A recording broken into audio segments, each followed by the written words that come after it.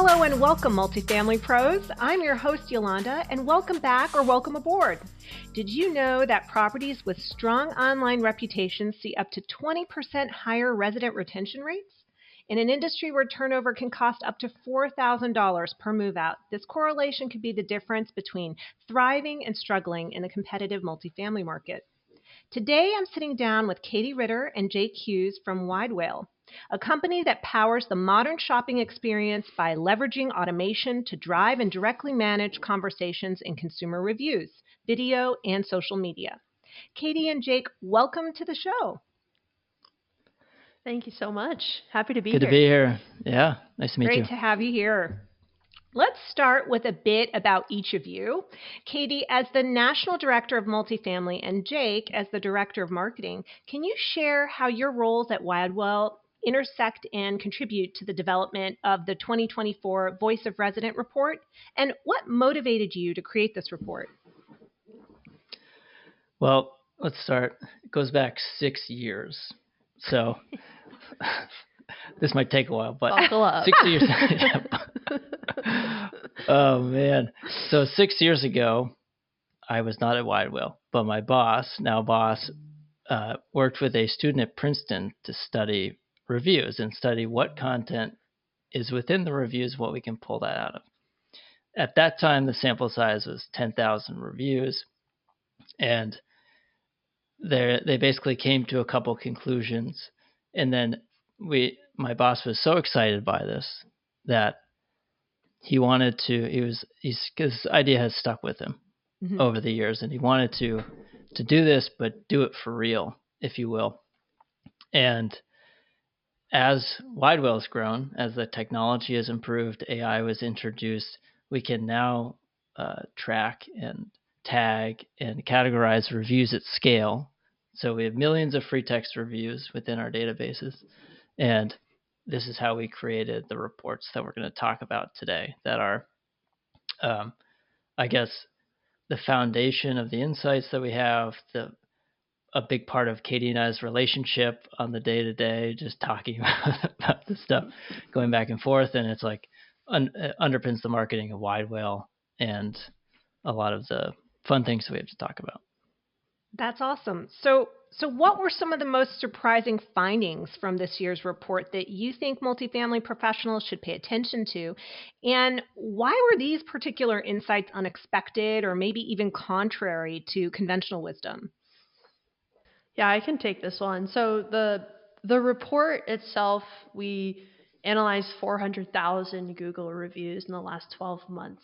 And from there, we were able to take a look at how often 49 topics showed up in a positive review or a negative review. And once we had that baseline, we referred to them as a benchmark. So for example, communication is the third most mentioned topic in a negative review in general. What was surprising to me and where it got really fun was diving into each life cycle stage. So which topics are more prevalent during the tour phase or move-in phase? Or renewal or move out. And that got really fun because we had our baseline level of topics that were mentioned generally.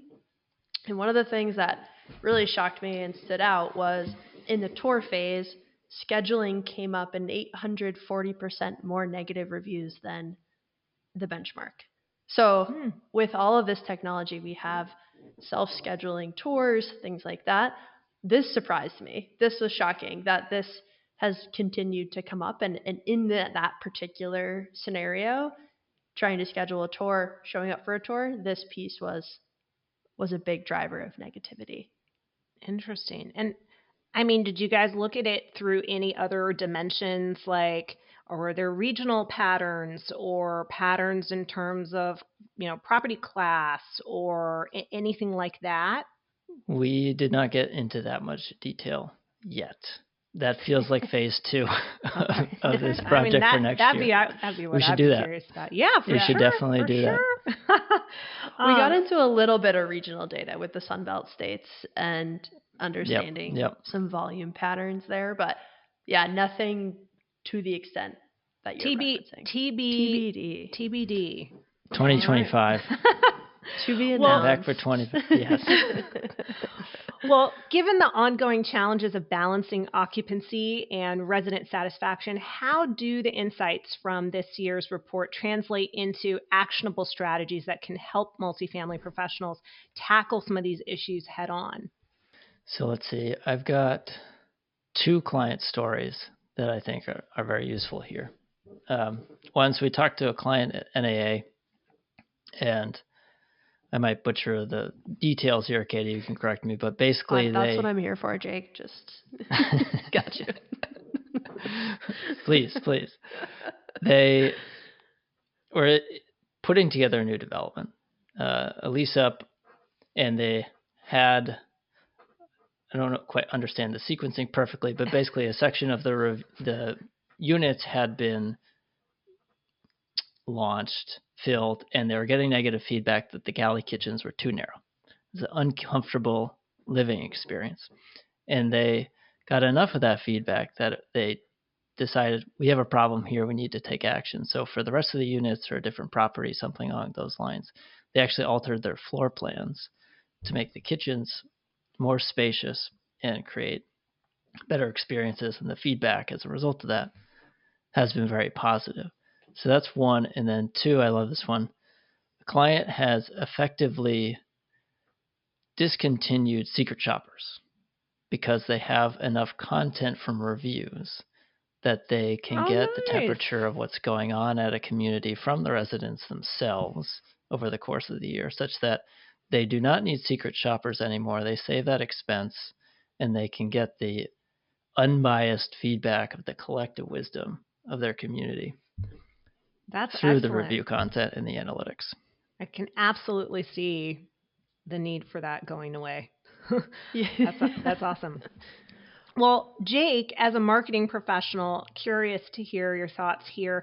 How can multifamily properties leverage digital reputation management tools to enhance their resident experience? I'm sure that's a big asset for them right now, right? So when I think about this, I like to start with what the goal should be. In this scenario, what's the goal? It's more inbound traffic, higher lead flow of quality incoming prospects, and higher retention rates. Both these things help drive the business forward, save costs, all these things. To get that going, step number 1 is get your feedback engine going. So obviously there's plenty of other stuff that communities are already doing to satisfy these needs, but within the context of reputation, step number 1, get your feedback engine going. Get reviews coming in, because you can't take action on feedback that you don't yet have. So step number 1, get that going. A friend of mine loves to use this term, data diet. Get your data coming in, build your feedback. That will help market your property, but then also inform the analytics tools that are needed to say, like, communication is working, maintenance is a little bit struggling, safety and security keeps coming up, what's going on there. So get those things going. We're going to be tactical here, the basics of how to do that. Automate it with integrations through your technology, use SMS, and start with tour. So we see within our research the tour lifecycle stage. It's a great high volume tour. It's the highest rated tour at 4.18. So you're going to get good positive feedback on that, and you'll start to get information that you can use right away quickly by focusing on tour, whether you're using technology or not. And to that point about frequency and getting more feedback, so it's twofold. We find that by asking everyone and getting this feedback, you tend to have a more accurate picture of what's happening online. And Google uses, if you were to search best apartments San Diego, that qualifier automatically disqualifies anybody below a 4.0. So in the map pack, that is automatically filtered out. From there, it's about frequency and volume. Frequency driving volume. We want to signal to Google that this is a popular place, that people are interacting with the community, it's vibrant, and reviews, they have a shelf life. People don't really care what happened a year ago. could have been different management company, could have been a totally different situation. So it's really important to keep that engine going at a frequent clip because they do become irrelevant over a certain period of time. So that's just two things that we know Google uses in terms of marketers and local search to really help fuel that visibility when we talk about inbound leads and traffic and things like that. And just to follow up on that just a little bit, I mean, I'm curious, do either of you have anything to say regarding, like, are there common pitfalls that properties usually face when managing their online reputation? And if so, like, what can they do to avoid them? Two come to mind. The first one is, and this kind of goes into another answer to a question, but the first one is avoiding asking people who might have had a bad experience or trying to filter out negative feedback. It's against review site policies, it's against FTC policies, and I think there's this fear that if you ask everyone, you're going to get more negatives. Yeah. And that's just a myth, and that's just not true. It's not what we see. It's not what we see in our data. So that's one pitfall of just avoid trying to get over the hump and that fear of opening the floodgates, because gating isn't going to get you there, and it's against a lot of these review sites policies. The second one is, and what I find is interesting is more and more the use of AI for review response. I think there's a way to do it in an effective way to help support responses, but humans are smart and they can see when it's the same type of language in every single response. And they're like, oh, this is just an automatic reply. They're not necessarily addressing my review to make changes or recognize the fact that I left this review and left this feedback. So those are just two things that come to mind in terms of pitfalls or things to watch out for and what to be mindful of. That's awesome. Jake, anything to add there, or did Katie pretty much cover it? I would add, be wary of overly tech-forward strategies, especially in the context of review response. We like to always take a step back and say, we are still interacting with our residents here. This is an important interaction. It might be through the interface of a review, but our residents see this, our prospects see this. This is a reflection of our brand, and it requires our attention. Yes, doing it faster is useful to save everyone time, and there's a process component there, but this is responding to reviews needs some human component. Some of it can be helped with AI, but there's still required human component at this point from my perspective. Right. So moving on, Katie, I'm curious if you could share what are some effective ways to gather authentic resident feedback there, and how should this feedback be integrated into a property's overall operational strategy? Yeah, great question. So Jake hit on it a little bit.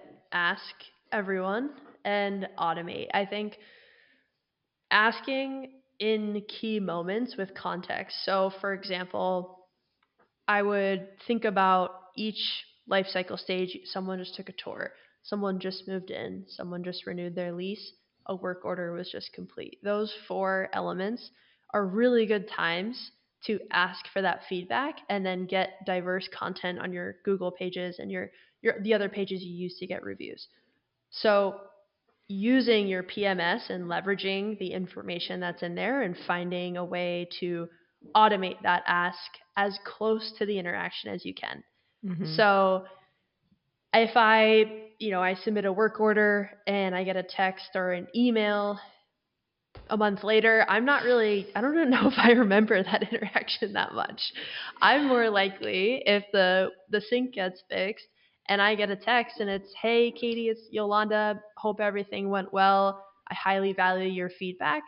I'm so much more willing to be like, yep, Yolanda crushed it. Sync fixed. It was super quick. Awesome. And so I think we find that asking within the context of something happening is a really good way to get that great content. And then that last plug of asking everyone. Absolutely. That makes total sense. And you did just mention that last plug of asking everyone, and maybe that's all there is to it, but I am curious as a follow-up here, like, is it possible to ensure that the feedback that is collected is representative of the collective and unbiased? Like, if you ask everyone, ultimately, does it all kind of shake out in the end? I think so. I think Okay. it's, if you think about survey, if you only survey, I'm thinking of those, like, I don't know why this just popped into my head, but like end of in college when you took a survey about your professor and it was like end of class course survey, Yeah. and they only surveyed 20% of the class. That's not an accurate Yeah. representation, and you're going to get some biased opinions in there. But if you ask everyone, you're getting 100% of the folks in the community, and now you're going to start to get those accurate aggregate scores. And then that, to me, is more reflective of an unbiased opinion. That makes total sense. So, so the next one here is for both of you guys. I'm curious, looking ahead, what trends do you each foresee for tracking resident feedback and reputation management that multifamily professionals who are listening should be prepared for? Jake, you want to take that one? Yeah, I'm wondering where to start here. I'm pretty interested in this concept of brand. How do we leverage resident feedback to inform brand? So we've been talking to a contact in the industry that's looking at their review feedback and saying, wow, a strength of ours is maintenance. Maintenance is really important. We're launching this new community. Can we incorporate that into the brand that we're putting out into the market? Can maintenance be our slogan? Can maintenance be in the name? I don't know. I'm not sure what they're going to do. But the point being that they're getting this signal from the residents about what's useful. They know from our reports and research that maintenance is the number one driver of negativity. So reducing that is a win. And then it's an important driver of positivity as well. And so they're putting that out into the market. Another topic we think about is PMCs are interested in learning from hospitality and putting out a brand into the market that's remembered and is valuable. Typically a PMC is a second layer away from the resident and might not be as visible. And there's this intention to make that more of I am loyal to this portfolio and I'm interested in moving from property to property. So we did a little research on this. How often is brand coming up in reviews? We looked at 380,000 of our reviews were relevant to this idea. The highest brand mention percentage was 7% for any brand. So for any brand, the highest, it came up with 7% of reviews. It's a pretty low bar right now. And for their ratings weren't four great major either. brands, the ratings are not great. 4 major brands had 0 mentions out of like a total data sample set of 15,000 reviews. 0 mentions of brand. Which leads me to this idea of, like, can reviews be a brand tracker? Being in marketing yourself, like, what are the normal ways you track brand? Organic search, visibility, aided awareness, unaided awareness. There's these kind of like survey type tools. Brand mentions and feedback could be that third metric. That could be a new trend and something that marketers adopt to inform whether or not their strategies are working. I love that.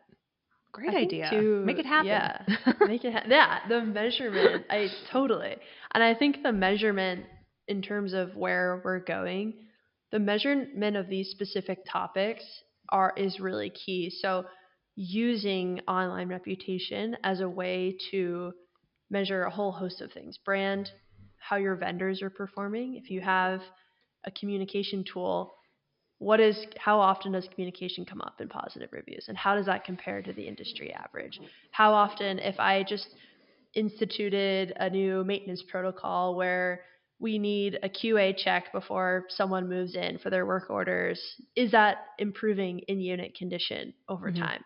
So I think that there's a lot of different ways to leverage this data. And I would encourage, and I think where we're headed as an industry is going beyond the one score, going beyond just one metric to measure a community's health. There's a lot more we can do, and there's a lot more that you can use to measure. Absolutely. Now, typically when folks create reports like this, I see and I imagine, it's common elsewhere that you usually come in with some sort of a hypothesis or an idea that you think you're going to find through the research, right? And so I'm curious for you guys, how does the feedback and data in the 2024 report compare with your own expectations before having released it? So we did this in automotive at the end of last year, and it's sort of, I knew kind of what to expect. Honestly, we put this out, and I was like, I hope people care about this. And I don't know. I had no idea. And this is going to really not be good if nobody cares about this. I think I was surprised how much the industry cared about this. And the key problem that seems to have surfaced is measuring resident experience is hard, and there's not really great tools out there that are specific enough. The approach here seems to be specific enough. We're uncovering something that is able to track movements and communication by 3% over a period of time, like small little things that get into this realm of this is an early warning sign of a bigger problem that we can address before it's a actual big problem. And I think that's really interesting. In terms of expectations, people play a larger role in multifamily, more so than automotive, which stood out to me. I kind of knew that people were going to be a big deal, that this is the most significant driver of positivity in automotive, and it's even more exaggerated in multifamily. There's this huge spread. It's like 65% of positive reviews mention an on-site team member, and the next topic is 14% or something. Wow. It's just a massive drop-off. So those two things stood out to me, which I don't think is really what your question was, but there you go. It's still really interesting. Well, you actually just alluded to this a little bit in your answer just now. Widewail has more recently entered the multifamily space, right? But you guys actually have a strong background in reputation management across various other industries. And so I'm curious, how did you adapt your strategy for the multifamily sector? And were there any surprising differences or challenges that you encountered in this transition? I wrote down underneath this question in my own Google sheet, oh boy. How much time do you have? That was the first of my first two words.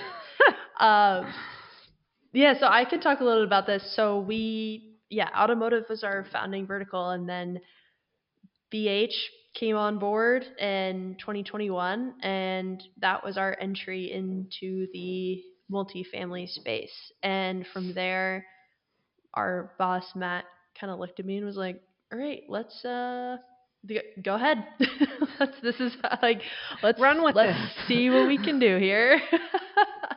And it's been really fun. But without, not without some challenge. And I think one of the things that I had to get used to when talking to prospects and clients is this is an industry where you're responsible for someone and their experience for 365 days a year. In automotive, you drive your car off the lot, see you later, awesome, thanks so much. Or you get your brakes fixed, thank you, perfect. But in property management, it's not a one-off thing. It's this ongoing relationship that you've built. And so getting used to talking through life cycle stages and demonstrating, where you can really leverage and capitalize on some of that feedback. And I think initially a lot of the hesitancy felt like, well, there's so much that could go wrong in 365 days. but there's also so much that can go right too. So I think that was a change for me to adjust and sort of understand. And then I think in general, just learning the industry, owner operator, third party manager, who's in charge of making these decisions. The typically in auto, there's a lot of dealership autonomy. So one single location is able to make a decision. In property management, it's totally different. It's typically portfolio wide, also depends on their clients, also depends. So there's just a lot of different layers that go into buying a technology, and peeling back those layers has been a challenge, but you also meet a lot of great people on the way and build great relationships because it takes time. So it's been really fun to be working in this industry. Everyone that I've encountered has been fantastic, and it just seems like a really great group of people. So I've truly enjoyed it, but not without some challenge for sure. Awesome. Well, curious to hear your thoughts on this one. For property managers who are listening in today, what's one practical piece of advice from the 2024 Voice of Resident report that they can implement immediately? My number one piece of advice is figure out tours first. Tours are high volume stage, highest rated. So of all the options you have, you're setting yourself up for success. In terms of sort of lower barrier to entry, focus on getting tour reviews first. You're going to get a whole bunch of variety, and it will build your database of information, as I alluded to earlier. But I think it's just the easiest win. Start getting reviews during tours, and then you can add other life cycle stages after that. I like it. And I mean, do you have any resources or tools that you might recommend to help them get started here? Mm-hmm. You're setting us up. Yes, Widewail, of course. I mean, what could they use? I told Jake, I was like, Jake, that's not going to be my answer. As a salesperson, that is not going to be my answer. I'm not going to walk into it. Security of being in marketing. I would say, my take was communication was so prevalent in all life cycle stages that drove a positive or a negative interaction. And so my first thought was to do an audit of where the touch points are if you're using an automated system or your property management system or other technologies, where the automation is, and at which points are you reaching out to residents. Is it just when something goes wrong? Is it something when something goes right? Are you confirming appointments? Are you being proactive? And so I think that proactive switch to not necessarily communication in the sense of how can residents reach us, it's how are we reaching them, and what are we doing to be proactive, and how can we leverage that? So that was my Katie, Jake, answer. both very helpful pieces of advice. I got one Equally more helpful. If we want to do one more. Go for it. As I said, people are very influential of reputation. So if there's one clear fact from our research, what's driving positive resident experiences, it's your staff that's on site. It's so broad, it's hard to give specific tactical advice, but I guess one direction you could consider is, what are my on-site teams doing that is critical and can't be influenced at all or done by technology? And then what are some things that they're spending time on that are not directly interfacing with residents in person that could be supported with technology? So AI leasing solutions, reputation management, automation, things of that nature are a way that you remove some of the work off your on-site team's plate, because doing so, putting them in position to succeed, is the most, I guess, the highest leverage thing you could do to boost your reputation, is to free up their time. Yes, who doesn't wish there were like 24 more hours to a day?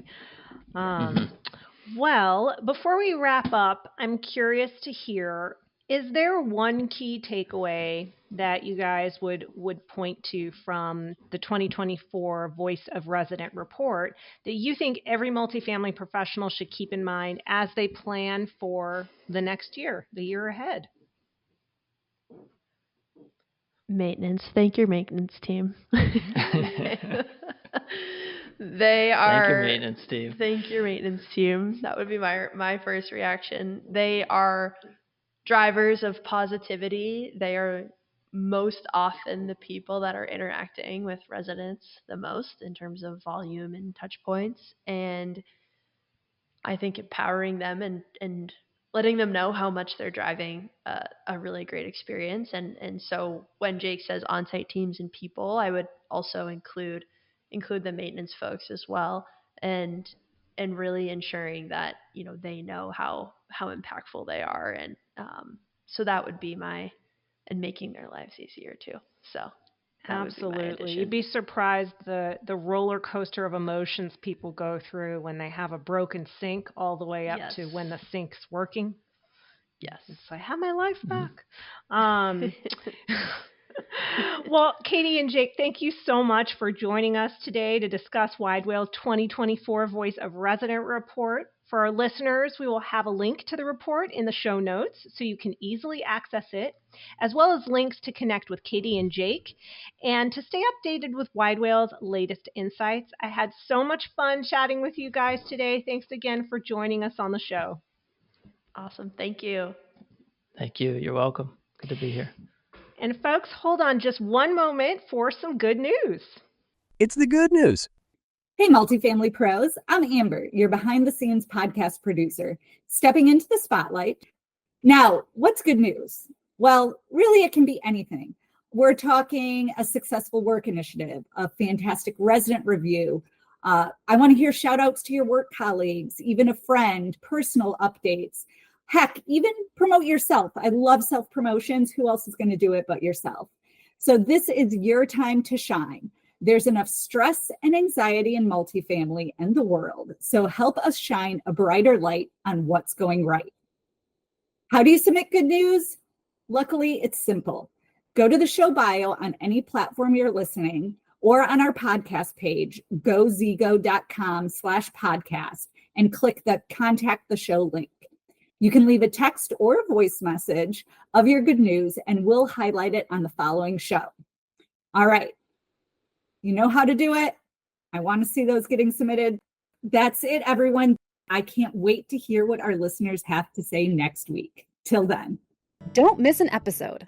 Subscribe now to the Resident Experience podcast on your favorite platforms like Apple, Spotify, and Stitcher.